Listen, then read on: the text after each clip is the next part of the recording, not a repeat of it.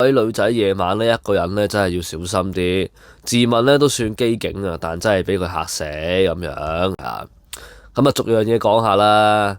嗱，咁呢，呢一位嘅即係寫呢篇嘢嗰位女生啦，咁啊睇咗張相都係好撚大鑊噶。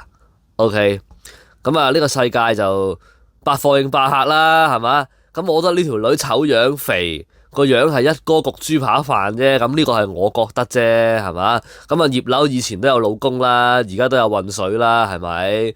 咁所以雖然呢一位嘅樓主即係寫呢篇嘢嗰個女仔咧，即係佢個樣好撚醜啦，又肥啦，一哥焗豬扒飯啦，咁但係其實喺邏輯上面都係可以俾變態佬去跟蹤嘅。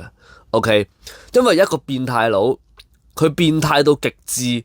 佢係要去跟蹤一哥焗豬扒飯呢，其實你係感受到佢嗰個心理係幾撚扭曲、幾撚變態嘅嚇，即係就好似我之前同大家講話，如果一個教去邪教邪撚到佢係想去搞嗰個林二汶嘅話，佢真係好撚邪，佢唔係神棍咁簡單，佢真係邪教。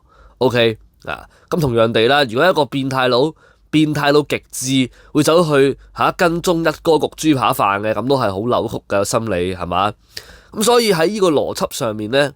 一個變態到極致嘅變態佬啊，去跟蹤一哥焗豬扒飯呢件事係合情合理嘅。嗱，咁只不過啦，我直播都有同大家講過，其實我哋睇翻前文後理呢，呢一位嘅男人啊，即係想搭訕呢一個啦，其實係真係純粹想搭訕，係嘛？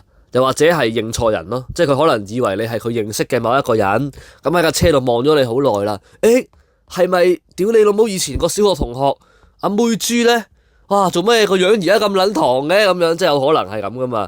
哇！以前細個明明阿妹豬都好靚女嘅，做乜撚嘢而家生歪咗啊？咁樣樣，即係有呢個可能